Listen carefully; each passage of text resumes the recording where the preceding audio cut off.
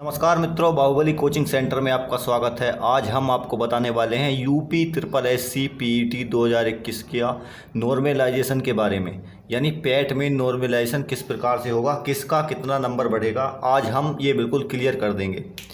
देखिए दोस्तों, नॉर्मलाइजेशन क्या होता है। नॉर्मलाइजेशन ये होता है किसी शिफ्ट को तो उसमें नंबर दे दिए जाते हैं और किसी शिफ्ट के घटा दिए जाते हैं।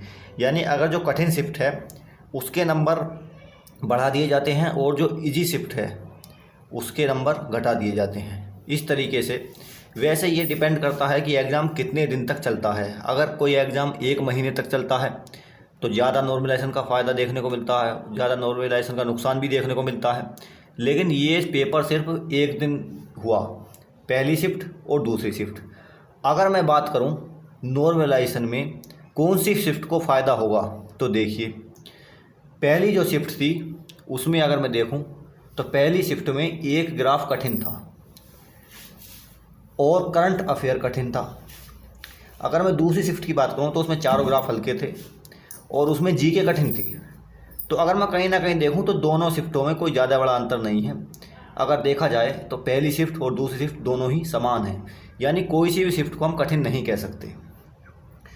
यानी अगर हम देखें तो पहली शिफ्ट और दूसरी शिफ्ट दोनों इक्वल थी, दोनों बराबर थी। तो अब सवाल ये है कि क्या नॉर्मलाइजेशन होगा। तो हाँ दोस्तों, नोटिफिकेशन में साफ लिखा हुआ है नॉर्मलाइजेशन होगा। और वो किस तरीके से होगा मैं आपको बताता हूँ, कौन सी शिफ्ट को कितना नंबर मिलेगा। देखते रहिए पूरी वीडियो। अगर मैं फर्स्ट शिफ्ट की बात करूँ, फर्स्ट शिफ्ट में जो बच्चे बैठे थे वो अपनी को कठिन बताते हैं, सेकंड शिफ्ट वाले अपनी को कठिन बताते हैं। लेकिन ओवरऑल मैंने दोनों शिफ्टों के पेपर को देखा, कोई सी शिफ्ट कठिन नहीं थी। दोनों ही शिफ्ट को हम, यानी दोनों ही शिफ्ट के एग्ज़ाम को इजी भी नहीं कह सकते, इजी टू मॉडरेट कह सकते हैं कि इजी टू मॉडरेट लेवल का एग्ज़ाम था। जिन बच्चों की अच्छी तैयारी थी उन्होंने 80+ स्कोर भी किया है और 75+, 70+ भी स्कोर किया है।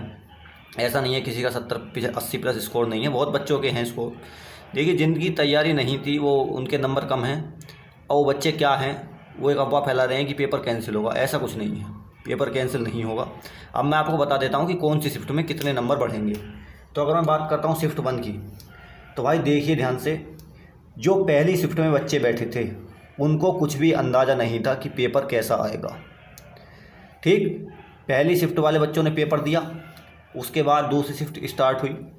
तो जब पहली शिफ्ट वाले बच्चे पेपर देकर निकले तो उन्होंने बताया कि किस तरीके के क्वेश्चन आ रहे हैं। और यूट्यूब पर आपको तो पता ही है, यूट्यूब पर एनालिसिस चल पड़ा कि सेकंड शिफ्ट के बच्चों के लिए ये बताया गया कि पहली शिफ्ट में ये क्वेश्चन आ रहे हैं, और दूसरी शिफ्ट वाले बच्चों को अंदाज़ा हो गया कि कहाँ से क्वेश्चन उठ रहे हैं और कैसे क्वेश्चन आ रहे हैं।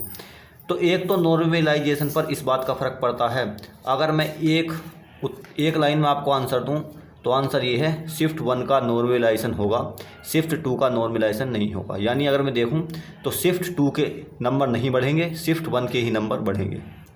और कितने नंबर बढ़ेंगे, तो ये नंबर दोस्तों 5 नंबर का इसमें ग्राफ हार्ड था। अगर देखा जाए तो इस शिफ्ट को 5 नंबर मिलेंगे, इस शिफ्ट को 5 नंबर मिलेंगे, शिफ्ट पहली शिफ्ट को 5 नंबर मिलेंगे, और दूसरी शिफ्ट वाले बच्चों के 5-5 नंबर कम कर दिए जाएंगे। ये है नॉर्मलाइजेशन।